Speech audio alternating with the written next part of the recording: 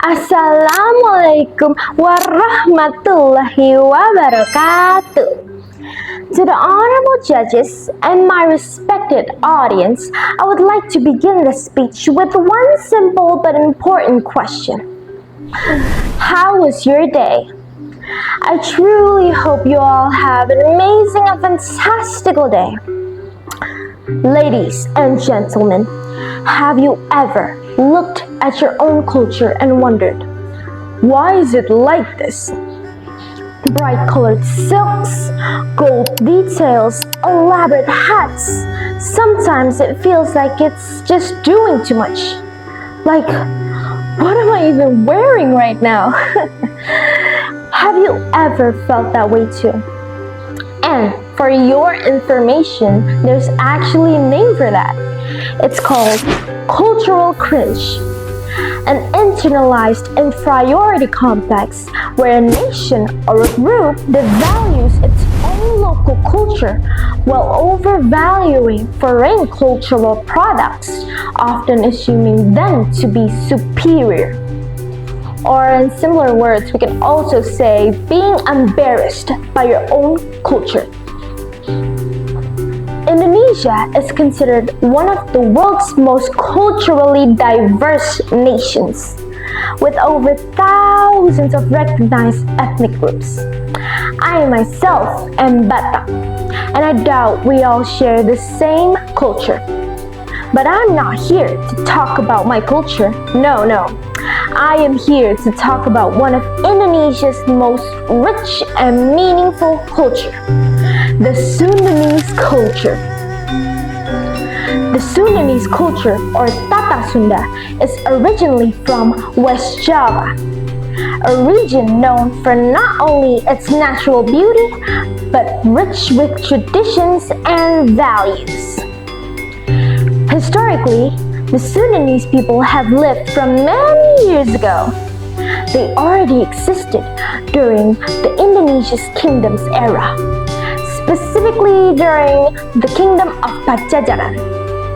During that time, value, manners, and respect were not just taught, but lived through every single day.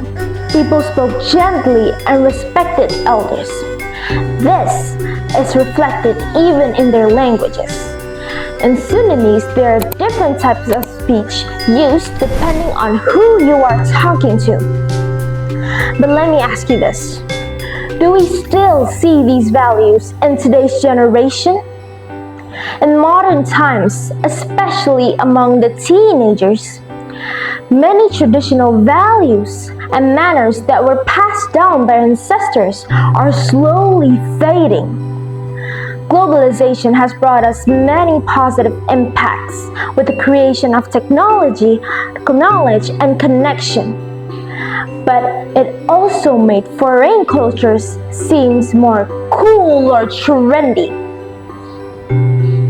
And instead, they prefer Western styles, foreign trends, and modern lifestyles. But have you ever wondered, how would our ancestors react to our generation? Would they be proud of the progress we've made in science and technology? Or would they be disappointed by how much culture we've lost? We never know. But God knows. And God also knows the consequences that await us if we continue to forget our identity.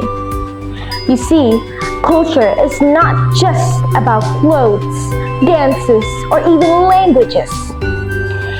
It's about our identity. It carries the stories about our ancestors, our manners, and how we see the world.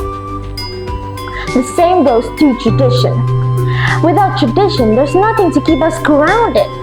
Without tradition, we slowly lose our sense of respect, our manners, and also our connection to one and another. But what if we lose both? Our identity. The answer is very simple. Chaos. A society divided. People begin to think themselves as superior than others. believing their way of thinking is better. And slowly everything falls apart. Do we really want that? Do we really want chaos to be normalized in a country we claim to love? Or should we do something better? As John Lennon sung in one of his songs called Imagine, imagine all the people live their life in peace. A world without division, a world without superiority, a world where differences are not judged but respected. That kind of world can only exist if we learn to respect our roots first. So, what can we do? The first one is we should change our mindset. Instead of seeing our culture as something embarrassing, we should see it as something unique and valuable. And the second one is we should start learning. Learn about our culture's history. Learn about the meaning behind traditional clothing and more. The third one is we should be proud. Going back to the Sundanese culture, its values, respect, humility, and harmony are actually very relevant even today. It helps us connect and bond. We should be proud by how the Sundanese people teaches us to slow down and live peacefully even when things seems to get loud. So instead of asking yourself, why is my culture like this? We should just say, what can my culture teach me? Because ladies and gentlemen, at the end of the day, no matter how far we go, how modern life gets, how globalization takes over us, our culture will always be a part of us. And it's not something to be embarrassed. It's something to be celebrated. Thank you for your attention. Wassalamualaikum warahmatullahi wabarakatuh.